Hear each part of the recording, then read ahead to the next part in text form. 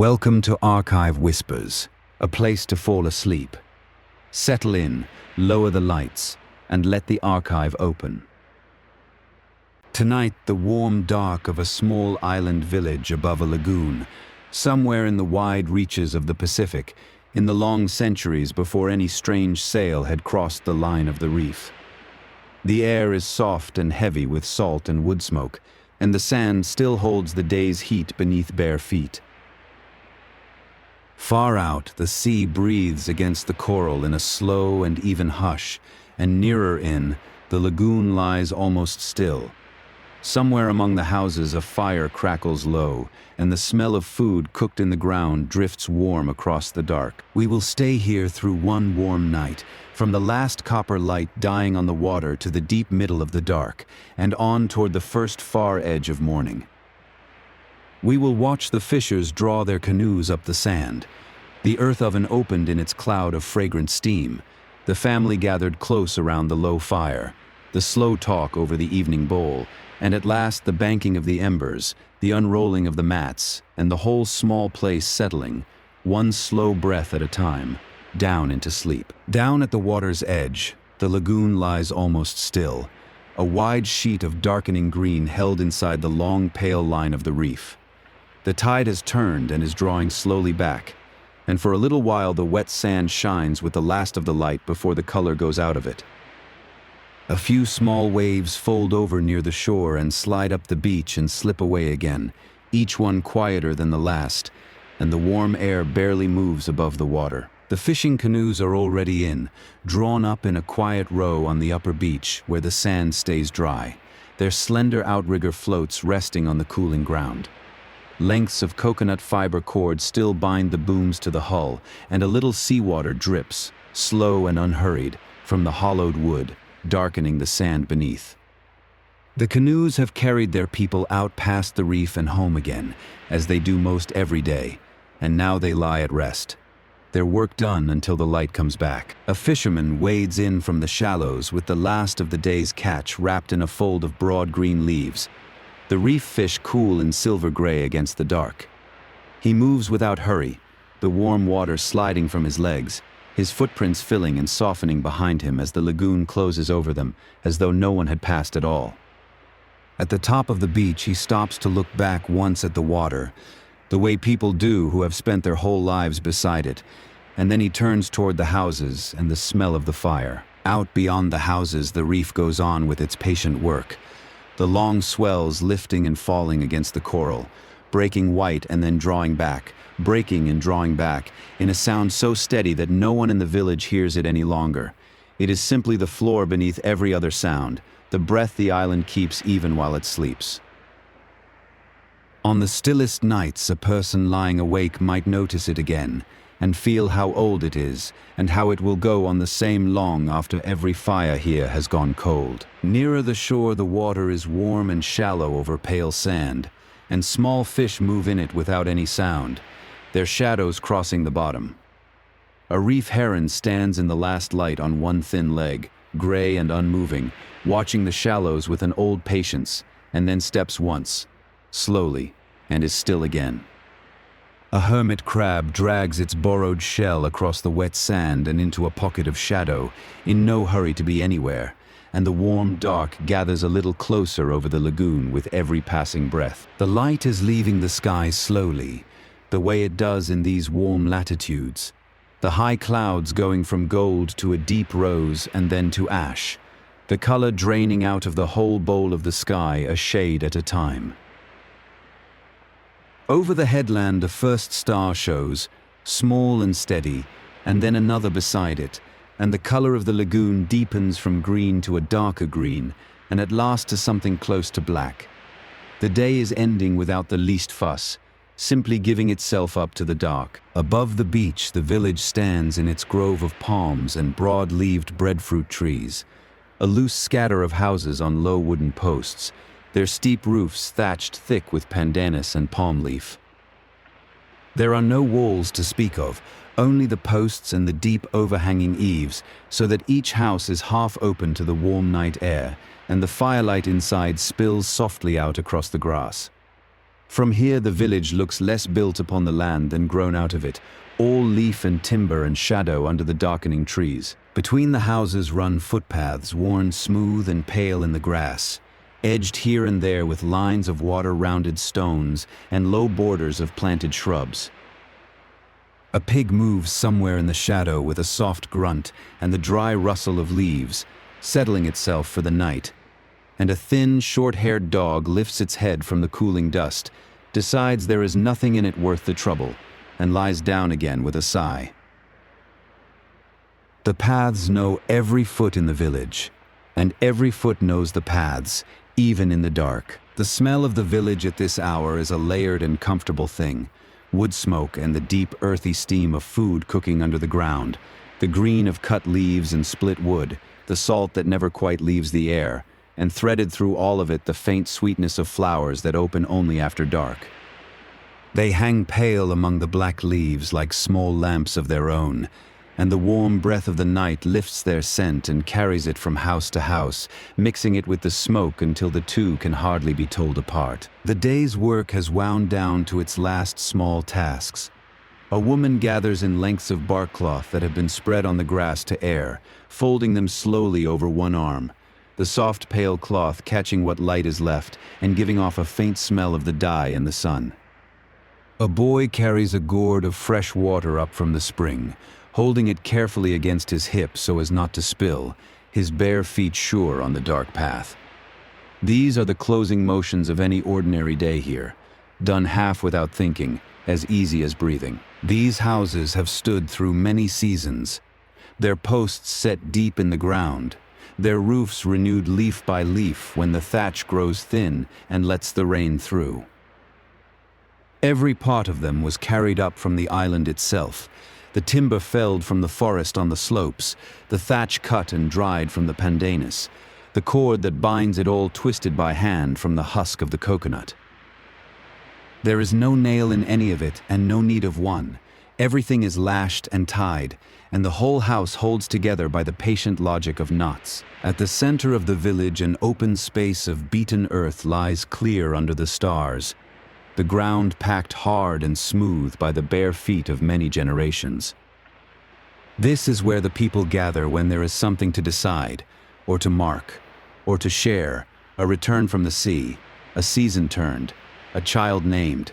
But tonight it is empty and quiet, holding only the warmth of the day still rising from the earth and the wide, soft dark of the sky above.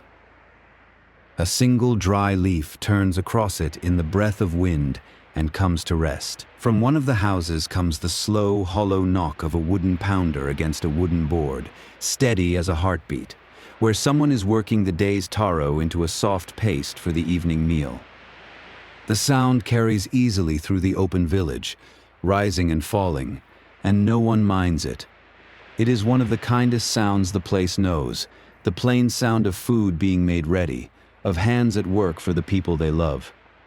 It has gone on at this hour for longer than anyone can remember, and it will go on tomorrow, and the day after that. The trade wind that blew steady all day has softened now to a warm breath that moves the high fronds of the palms and then lets them fall still again. Each time it passes, it carries the smell of the sea up through the village and stirs the loose ends of the thatch with a dry, papery whisper. And then it lets everything settle, and the night grows a little quieter and a little warmer than before.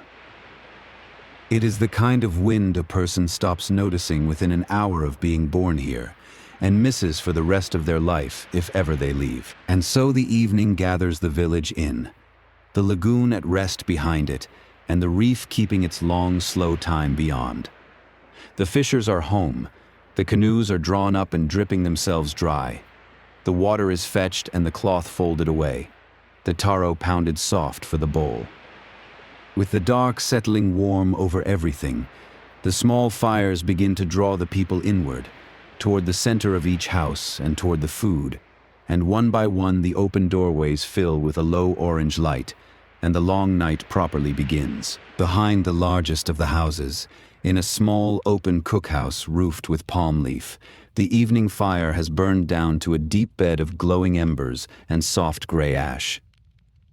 The light it throws is low and warm and red, moving gently on the underside of the roof and on the smoke-darkened posts, and the heat of it presses out into the cooler night with a comfortable, drowsy weight.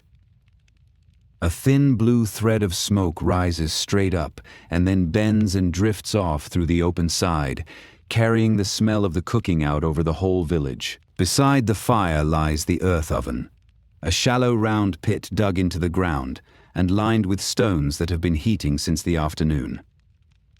The stones hold the heat deep within themselves, glowing dull and gray-red beneath their film of ash, and over them the food has been laid in its wrappings of green leaf and covered close with more leaves and old mats, to cook slowly in the sealed warmth of the ground. There is no pot and no metal in any of it. The earth itself is the oven, and the patient heat of stone does all the work. When the time has come, judged not by any counting but by long habit and the look of the fire, the covering of leaves and matting is lifted carefully away, and a soft cloud of fragrant steam rises into the firelight and is gone. The smell that comes with it fills the whole cookhouse and spills out into the dark taro and breadfruit and fish altogether, sweet and earthy and warm, the deep good smell of a meal that has been waiting patiently in the dark of the ground while the evening came on above it. The breadfruit comes out first, round and heavy and charred dark across its skin, and when it is broken open the inside is pale and soft and steaming, with a smell like warm new bread. It is one of the great gifts of this island, a tall, generous tree that gives its food for much of the year and asks for almost nothing in return but a little patience and a place to grow. A single tree in good bearing can feed a family for weeks, and so the breadfruit is loved here the way bread is loved everywhere, plainly and without thinking. The taro has been cooking too, the firm, gray-fleshed root that grows in the wet beds at the edge of the village, in water led carefully from the stream.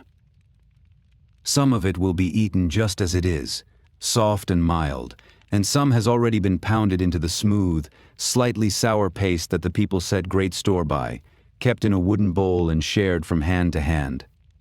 It is the quiet center of nearly every meal here, filling and steady, the food that a person eats their whole life and never tires of. The fish from the lagoon are unwrapped from their leaves, cooked through and tender, their pale flesh falling easily from the fine bones. Nothing of them is wasted.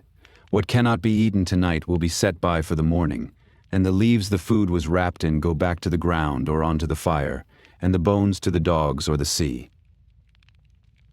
The whole small economy of the meal closes neatly on itself, as it has always done, leaving almost nothing behind but the warmth and the smell and the full and easy quiet that comes after. There is no metal anywhere in this work, and none is missed, for none has ever been known.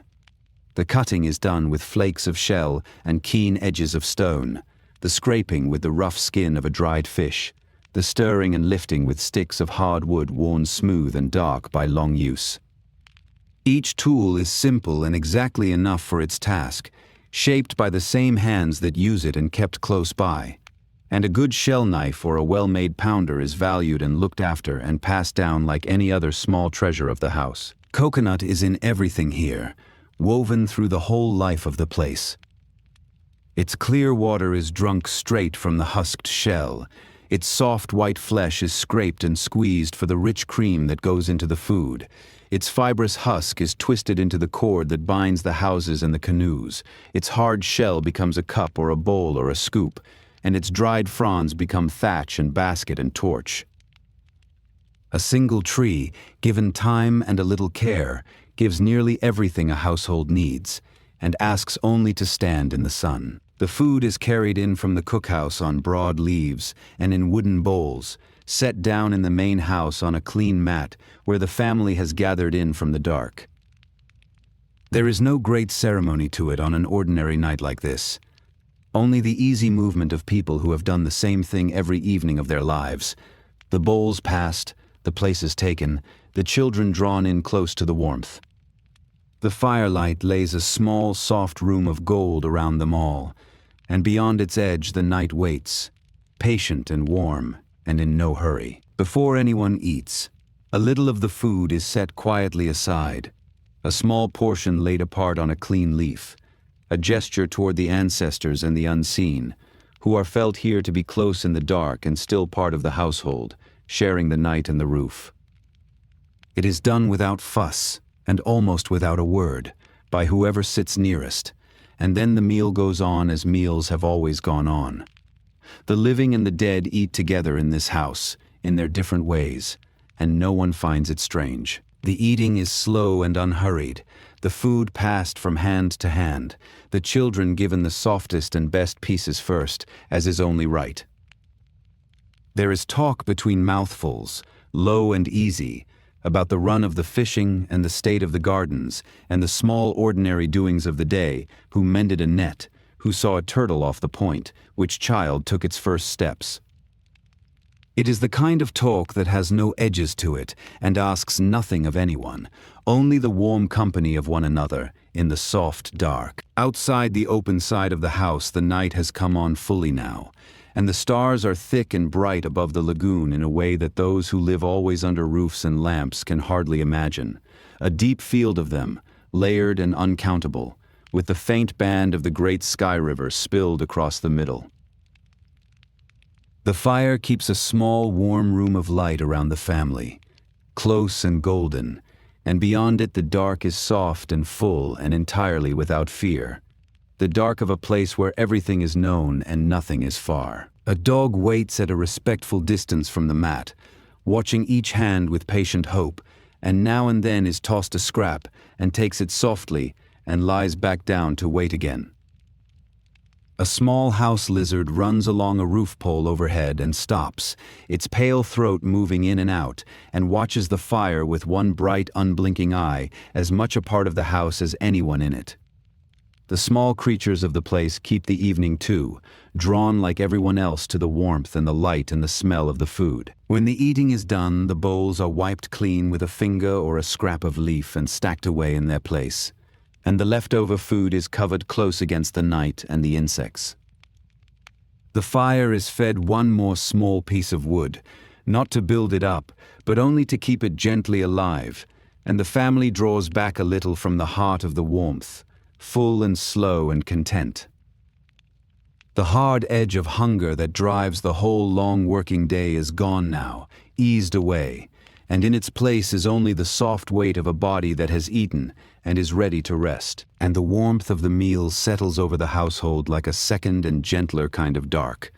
The body's easy now, the voices slowing, the firelight steady on the posts and the mats, and the quiet faces turned toward it.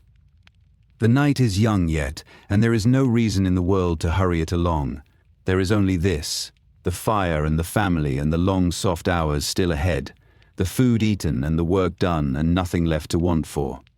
Somewhere down the village another house grows quiet, and then another, each one easing toward the same rest. The inside of the house is a single open room under the high dark peak of the thatch, and almost everything in it can be rolled up or folded away. The floor is laid with small, smooth stones gathered from the stream bed and spread over with mats, cool and even underfoot, and against the posts stand a few bundles and bowls and gourds, and the long poles from which the household's cloth and tools are hung up out of the way. It is a room that holds very little and needs very little, and what it holds is enough. The mats themselves are the great quiet wealth of the house, woven from pandanus leaf split fine and dried and bleached and plaited over many patient days into broad, supple sheets. The finest of them, kept for sleeping and for honoring a guest, are soft and close as cloth and edged with care in a darker fiber, and a good mat may last the whole of a lifetime and pass on to the children after that. To make one is the long work of women's hands, and to own several fine ones is to be thought of as a careful and well-kept household. Over the mats are laid lengths of bark cloth for covering against the cool of the small hours. The soft, pale cloth the women make by beating the inner bark of the paper mulberry until it spreads thin and wide and even. It is light as a breath, and warm enough for these gentle latitudes, marked sometimes with patterns stamped on in earth-brown dye, and it carries faintly the smell of the dye and of the sea air it was aired in.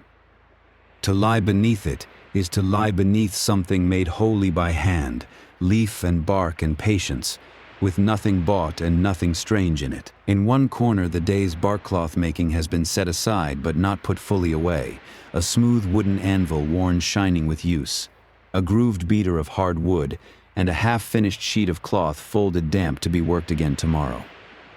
The steady beating of this cloth is one of the great daytime sounds of the village, a hollow rhythmic knocking that carries far and tells the whole place that the women are at their work.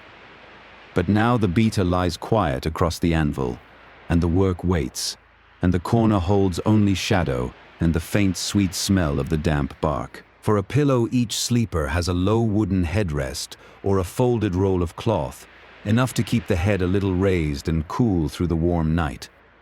The headrests are simple curved pieces of wood, worn smooth and dark by long use, and each tends to belong to one particular person, shaped over years to the particular way that person lies. A child grows into its headrest, as it grows into everything else here, and an old person's headrest fits the old person alone, hollowed and polished by a lifetime of the same quiet nights. The house holds more than one generation under its single roof, as the houses here nearly always do.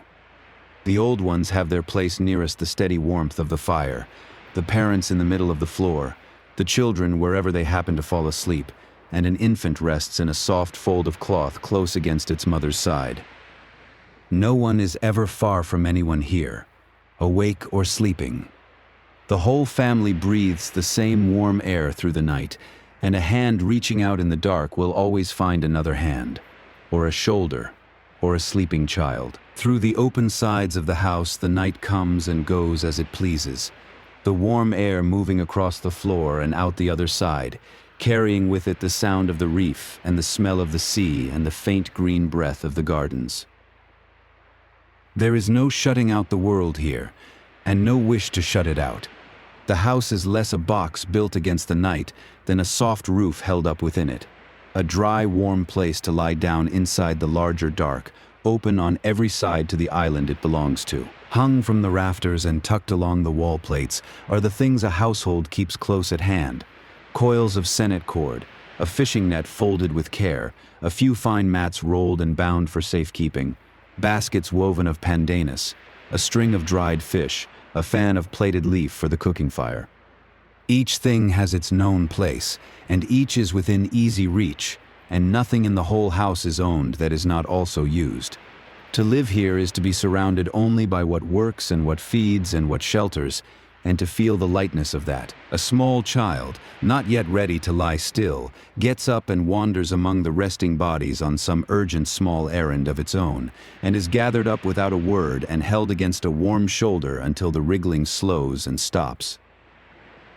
There is an art in this house to the soothing of children, a low wordless humming and a slow steady rocking that every grown person knows in the body without ever having been taught it, older than any of them, older than the village, carried down from mother to child since long before this island had a name. The light in the house is all firelight and shadow, and the shadows move slowly on the high thatch as the flames settle and rise and settle again.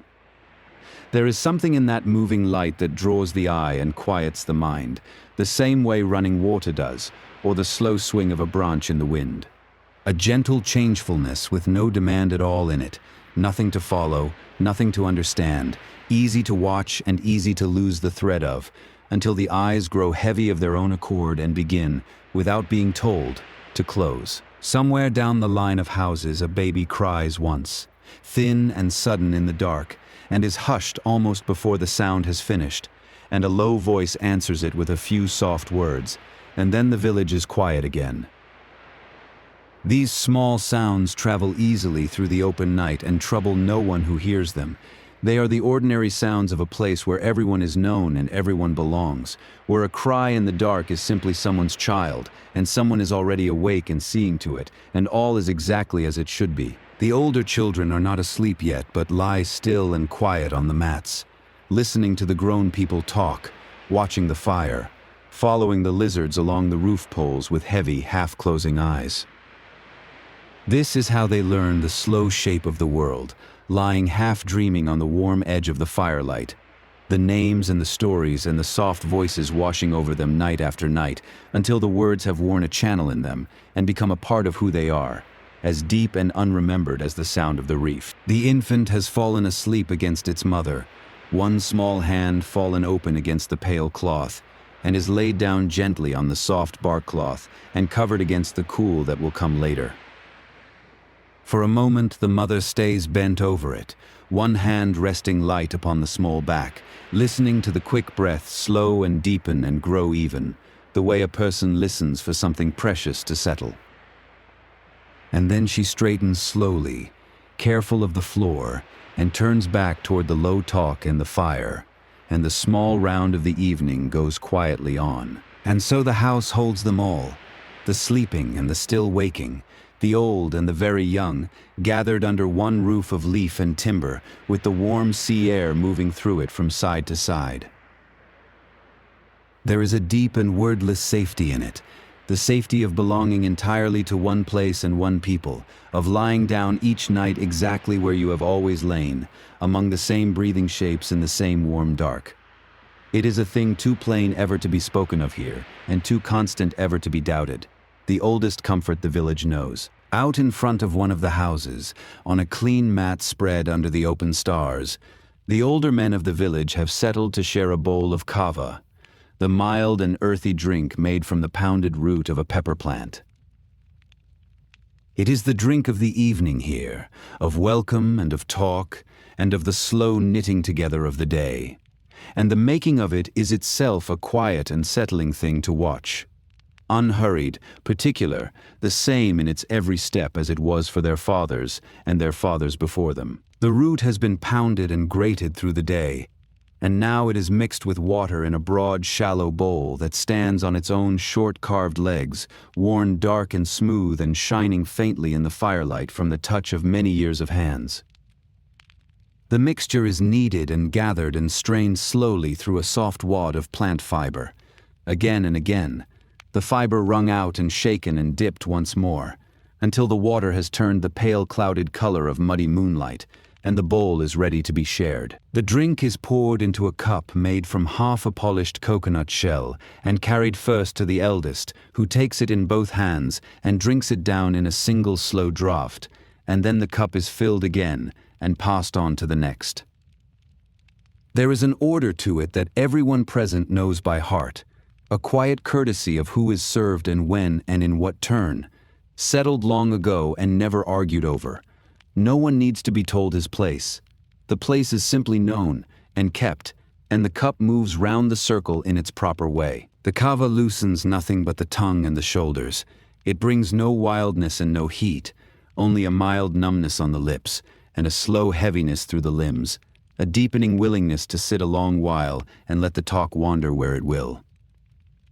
The men settle lower onto the mat, leaning back on their hands or lying half on one elbow, and the night opens out before them wide and warm and unmeasured, with no end that anyone is counting toward and nowhere any of them would rather be. The talk is of ordinary things at first, the run of fish along the outer reef, the state of the taro standing in the wet gardens, a canoe that needs its lashings renewed before the next long fishing, a tree on the slope that should soon be felled for its timber.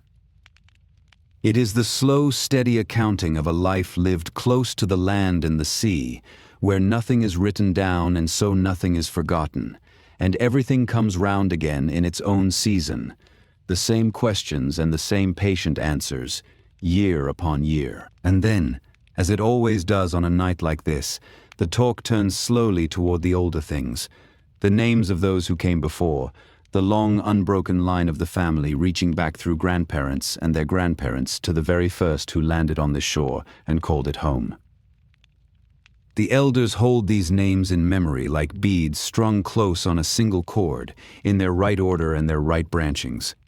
And on a quiet night with the kava going round, they will tell them over, slowly, one by one, and the younger men will listen. There is no writing anywhere on this island, no mark on bark or stone that stands for a word, and so the whole long memory of the people is carried in the spoken word alone, the genealogies, the voyages, the names of the stars and the seasons and the winds, the bounds of the land and the rules of the sea.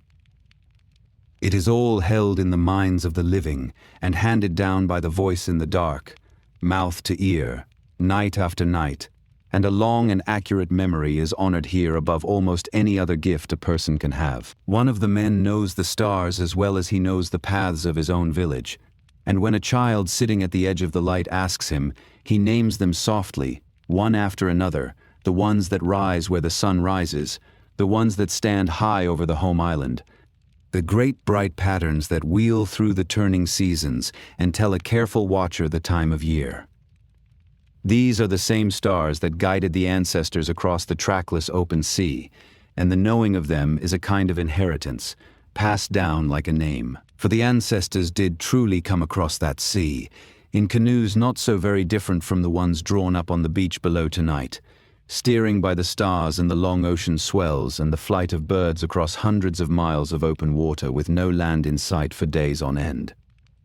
The village remembers this in its bones. It is the oldest and the proudest of all its stories, the long blind voyage out of the older lands that lay toward the setting sun, steered on and on across the open water against the rising sun, that ended, against every chance, on this very shore, under these very trees. The children sitting just within the edge of the firelight have heard these stories many times over, and yet they lean in and listen again, because each telling settles the world a little more firmly around them and under them. They learn who they are by hearing again and again where they have come from, and the long difficult names and the old impossible voyages become the solid floor they stand on, as real and as trusted as the warm packed earth of the village and the dark bulk of the island at their backs. The bowl goes round again, slower now, and between the rounds there are long, comfortable silences in which no one feels the least need to speak or to fill the quiet with anything. The fire ticks and settles into itself, the reef breathes on beyond the houses as it always does, and a night bird calls once from the dark trees up the slope and is answered, far off and faint, by another of its own kind. The men sit easy in the silence as in the talk, equally at home in both, letting the night carry them along at its own slow pace. A younger man asks quietly after the meaning of a name far back in the long line, and the eldest considers it for a while before he answers, turning it over, the way a man does when the answer matters, and there is no hurry anywhere to give it. The story he tells in the end is short and plain, a marriage between two valleys, a move from the windward side to the lee, a child that lived through a hard season when others did not. Small things, all of them, and yet the whole standing village rests upon them, name by name. Slowly the circle begins to loosen and come apart. One man rises and stretches with a low groan and says his soft good night, and walks off toward his own house, his pale shape swallowed quickly by the dark between the trees. The bowl is nearly empty now. The last of it gone cloudy and still, the talk run down to a few last unhurried words, and the great patient wheel of the stars has turned a good way further over the lagoon since they first sat down, marking out the hours in the only clock the island keeps. And then the mat is empty, the bowl turned over to drain, the small fire left to fend for itself and sink slowly toward embers. The talk has done its quiet nightly work, binding this one ordinary day to all the thousands of days that went before it, and the living men to the long silent line of the dead whose names still move warm in their mouths. Now they go into their houses and their waiting mats, carrying the heaviness of the kava and the old names down with them into sleep, and the front of the village falls dark. Now the whole village moves through the last small motions of its day. Here and there a low voice, a soft laugh quickly fallen quiet, the scrape of a mat being shifted to a better place, a gourd of water set down by a doorway for the night, and then, between each of these small sounds, a little more silence than before, until the silences begin to run together and join, and the sounds grow rare and far apart, like the last few slow drops falling from the eaves a long while after the rain itself has stopped. A pair of young people stand a little apart at the edge of the trees, talking too low to be heard by anyone, in the way of the young everywhere on a warm night with the stars out and the elders abed. After a while they part, unhurried, each turning toward a different house, and the soft dark closes the small distance between them as though it had never been. The village holds its quiet around them, knowing and unbothered. It has watched over a great many such partings at the edge of the trees, and it keeps their small secrets without being asked. Down at the beach, the canoes lie just where they were left at dusk, their long dark shapes thrown out across the pale sand, and the lagoon behind them has gone silver under a rising moon. The tide is far out now, drawn all the way back, and a wide flat of wet sand shines softly between the houses and the water, marked over its whole pale surface with the small wandering tracks of crabs and shorebirds, the patient writing of the night creatures going about their business while the people sleep. The moon climbs slowly higher and lays a broken path of pale light across the water, and the reef beyond shows now as an unbroken line of soft white foam, faintly luminous in the dark. By a light like this, a man could walk the whole length of the village with his eyes shut, knowing every root and stone and hollow of the paths in his feet. But there is no need now to walk anywhere at all. There is only the lying down, and the long, warm rest ahead, and the slow turning of the night toward a morning still many hours off. The night sounds take over the village now. The small, steady chorus of the dark, the high, thin, endless singing of insects in the grass and the trees, the soft chirr of something hidden in the leaf litter, the far-off two-note call of a night bird up the slope, and beneath all of it, always and unbroken, the slow breathing of the reef. None of these sounds is sharp enough or sudden enough to wake a sleeper. Woven together, they make a kind of deeper silence, a soft wall of gentle sound that the sleeping village rests easy inside of. One last household is still awake. An old woman sitting in her open doorway with a sleeping grandchild heavy across her lap, looking out at the moon laid down upon the water. She is in no hurry to lie down. At her age, the nights have grown shorter, and the dark has become an old and easy friend. And there is a deep and wordless contentment in simply sitting here in the warm doorway, the child breathing slow against her, watching the silver tide, while the rest of the village sleeps around her in the dark. In the gardens above the village, the taro stands in its wet, terraced beds, the broad, heart-shaped leaves black now against the moonlit sheen of the water held among them, and the yam vines climb their poles quietly in the dark.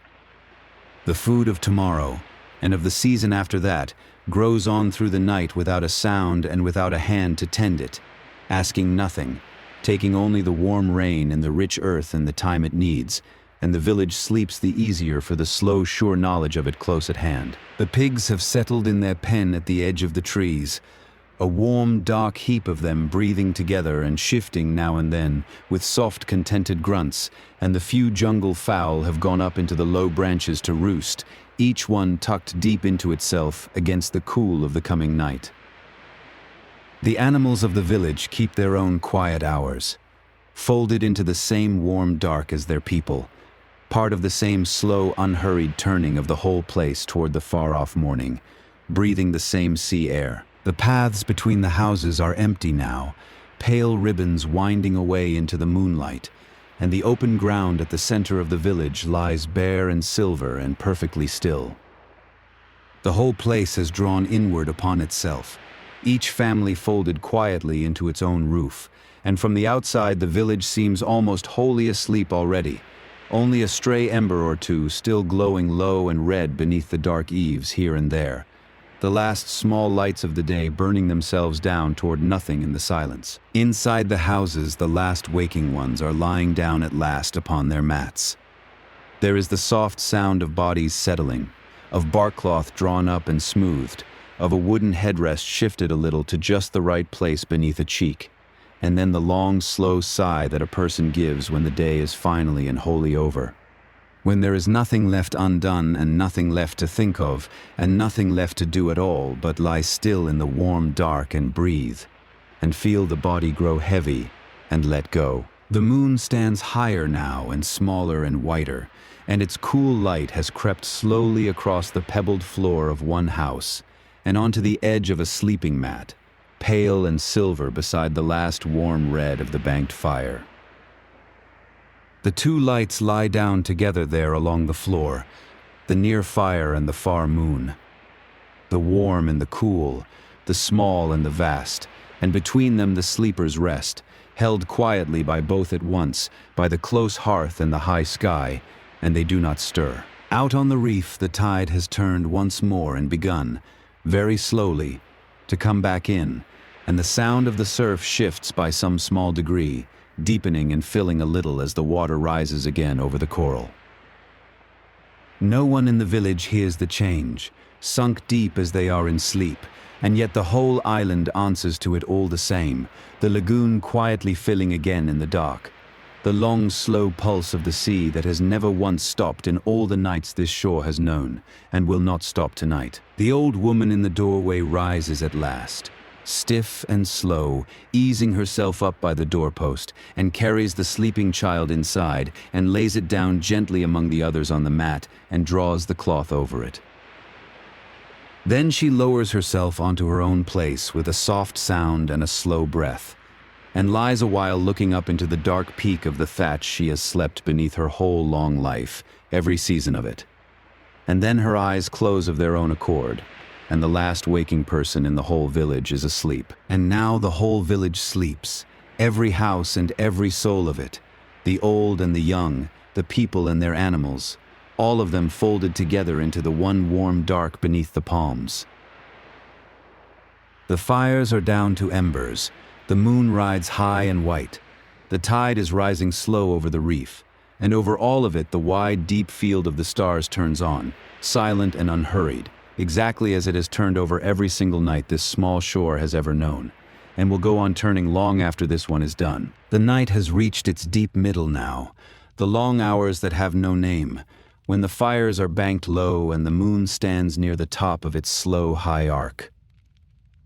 In one of the houses, a single small light still burns, a taper of candlenut kernels threaded one above another on a thin, dry rib of leaf, each oily nut catching its flame from the one burning out below it.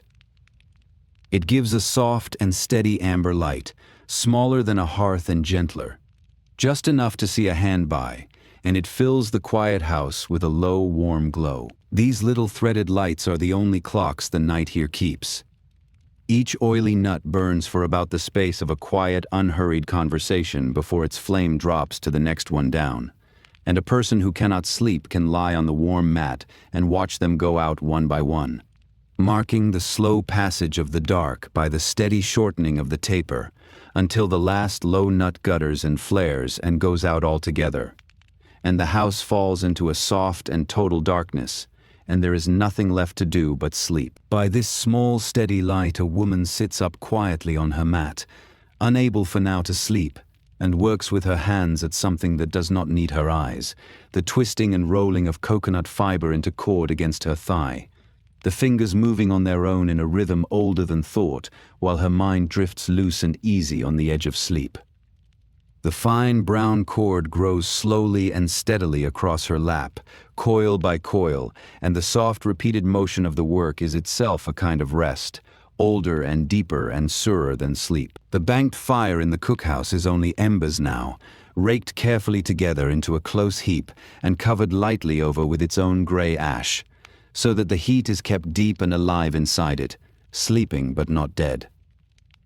In the morning, a few patient breaths and a handful of dry leaf and shaved bark will wake it back into flame, quick and willing, as it has woken every morning for longer than the house has stood. And so the fire is never truly let go of here.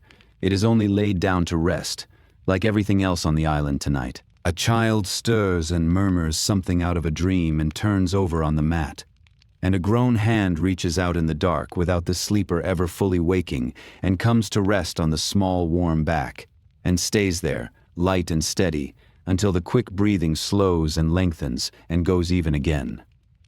These are the quiet kindnesses of the deep night, done half in dream and never remembered in the morning, the body minding its own without the mind ever needing to rise all the way up to the surface of waking, love moving in the dark of its own accord. Outside, the world goes on with its patient night work, without a single human eye to watch it.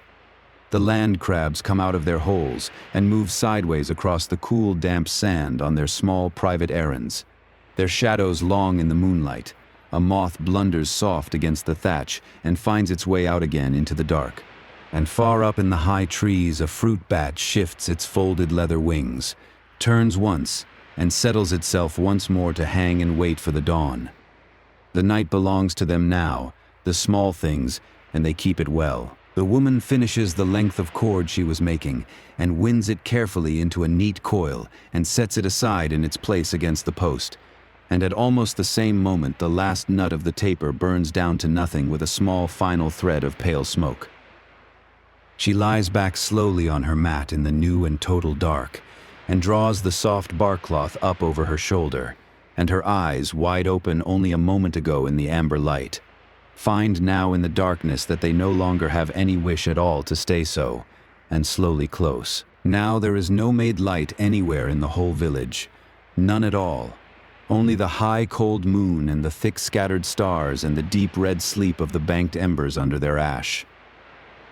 The houses stand dark and low among the dark palms, and the only motion anywhere is the slow stir of the high fronds overhead and the silver shift of the water beyond.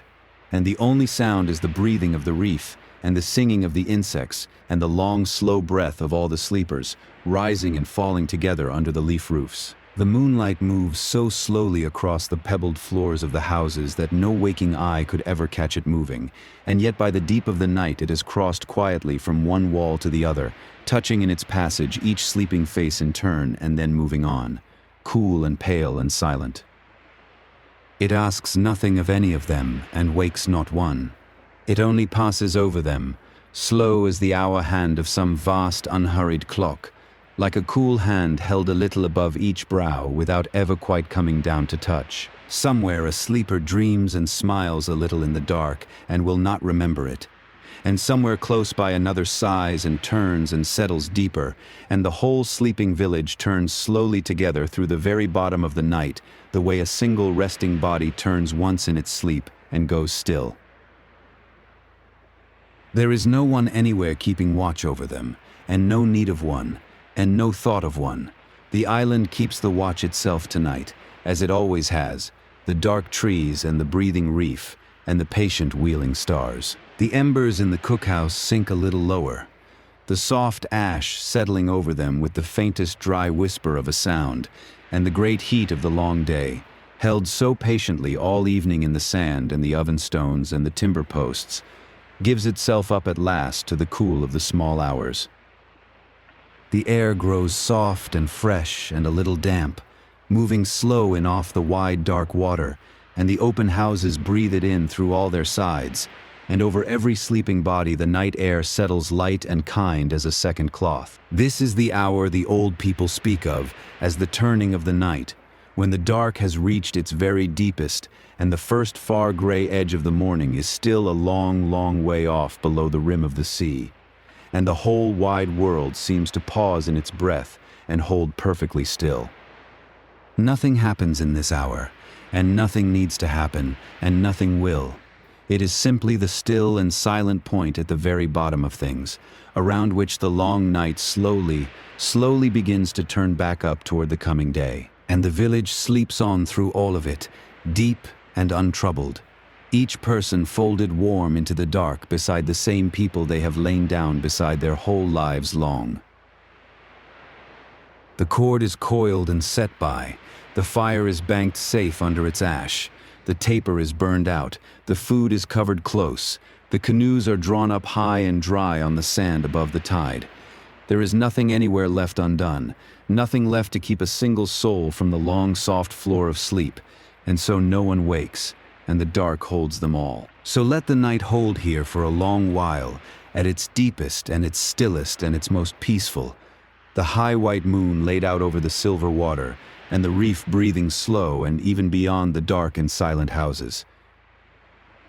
There is a long way yet to go before any light at all comes back into the eastern sky, and all of that long dark way is meant only for resting, and so we will simply stay here a while, and let the deep night go on as it is, and drift a little further down into the warm dark of it ourselves. And now there is nothing left to do but rest, and let the night carry on without us, the way it always has and always will. The reef breathes out beyond the dark houses, slow and even and unhurried, lifting and falling against the coral. And the warm air moves softly through the open rooms and over the sleeping mats and out the other side. And somewhere in the cookhouse, the very last ember settles down into its bed of ash without the smallest sound, and is gone, and the dark closes gently over the place where it had been. Let the eyes close now, if they have not closed already, for there is nothing here at all that needs your watching, and nothing that will not keep until the morning. The fire is banked safe under its ash. The cord is coiled and set aside. The canoes are drawn up dry and high on the pale sand above the reach of the tide, and the whole small warm world of the village lies folded into the soft dark exactly as it should be, wanting for nothing, missing nothing, in need of no one, perfectly and quietly at rest. The moon is sliding now down the long, slow far side of its high arc, and the broken path of light it laid across the water has shifted and grown narrow, and will in its own time go out altogether as the moon settles at last behind the dark shoulder of the island and the trees. There is no hurry in any of it, no hurry at all anywhere on the whole sleeping shore, only the slow, sure motion of the sky and the sea, turning the night over as gently as a sleeper turns, carrying everything along toward the morning. And the reef breathes on in, and then slowly out, the long swell rising up against the coral and breaking soft and falling back, and then rising again, the same unbroken breath the island has drawn every single night since long, long before anyone now sleeping here was born, and will go on drawing long after. It is the oldest sound in the world to these sleepers, the very first sound any of them ever heard, and the last they will hear. The deep, slow sound that lies beneath all the others and holds them up, and never stops, and asks for nothing. Down in the warm dark of the houses, the sleepers have gone deep now. Far past dreaming, their breathing slow and even and entirely unhurried, rising and falling each in its own quiet time, and yet somehow together, in a slow, soft chorus with the breath of the reef beyond the walls. The child and the old woman, the fisherman home from the lagoon and the mother with her infant close, all of them are let go entirely now into the same wide, soft dark, held safe and held lightly, asleep beneath the one-leaf roof and the one-turning sky. The warm wind comes up off the dark water once again, soft as a breath let slowly out, and moves up through the high palms with a long, dry whisper of the fronds, and stirs the loose ends of the thatch, and passes on over the houses and is gone, and lets everything settle down still and quiet behind it. And then, after a little while, it comes again, the very same soft breath, the same long whisper running through the same dark leaves, and settles everything once more, and is gone once more, and the night breathes slow and even around the sleepers. There is nothing to hold on to now, and nothing to keep hold of, nothing to carry, and nothing to finish. Only the slow, warm turning of the dark and the long, even breath of the sea. Let the thoughts of the day loosen their grip and drift, the way the canoes drift a little at their moorings on the slowly rising tide, going nowhere at all, held safe by the line, moving only as the water moves, rocked gently this way and that by the soft, dark pull of the lagoon and the night, asking nothing, needing nothing, simply afloat. The stars wheel on overhead, slow and silent and uncountable, the great bright patterns the old man named earlier by the fire sliding now imperceptibly down toward the western sea. The very same stars that once brought the first canoes across the trackless water to this shore, keeping their long, patient watch now over the sleeping children of those who followed them here. They ask nothing of the village below, and they promise it nothing. They only turn and shine and turn, as they have always turned, all through the long, warm dark. And the lagoon again lies still and dark and brimming full, the tide come all the way in now along the sand, the water lapping soft and low against the shore below the houses, again and again and again, with a sound so gentle and so even that it is very nearly no sound at all, only a slow, soft folding of water against the land. It is the sound of being rocked, the oldest comfort there is anywhere in the world, older than any house or any voice, the water moving and the warm dark holding still, over and over, without end. Let the breath go slow now, slow and deep, and even as the long swell out on the reef, in and then out, in no hurry at all, with nothing left to reach for and nowhere left to be, and nothing at all to do but lie still and breathe and slowly let go. The night is long and warm and very wide, and it asks nothing whatever of anyone lying within it, and there is room in it for every kind of rest there is, and time enough, and more than time enough, and more than enough again, for all of it, and for you. The moon is very low now, almost down to the dark, ragged line of the trees, and the cool light it lays on the water has thinned away to a pale and failing memory of itself, and the whole village lies deeper in soft shadow than before, deeper and darker and more wholly at rest. The embers are gray now under their ash. The houses are dark and silent. The paths are empty, and the only brightness left anywhere on the whole sleeping shore is the high, cold, quiet dust of the stars, scattered thick across the top of the night. And still the reef breathes slow and even, on and on, in and then out, the one sound left awake and moving on the whole dark sleeping shore, rising against the coral and falling back, rising and falling, rising and falling.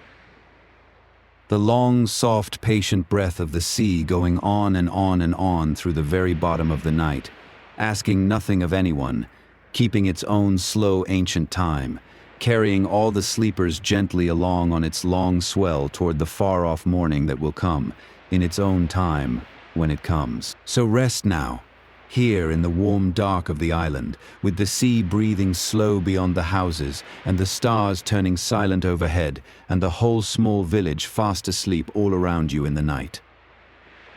There is nothing at all you need to do here, and nowhere you need to go, and no one who needs anything of you. There is only this, the warm dark and the soft breath of the water, and the night will keep on just as it is, soft and wide and unhurried and kind, for a long, long while yet before the light returns. And the lagoon, again, lies still beneath the slow-turning stars, and the warm wind moves once more through the high, dark palms and is gone, and the reef breathes on, slow and even, beyond the silent sleeping houses. Rest now. The night will hold you, as it holds the whole village, gently and without effort, asking nothing. And the sea will keep its long, soft, patient time until the morning comes, and on, and on, and on, into the warm and quiet dark without end.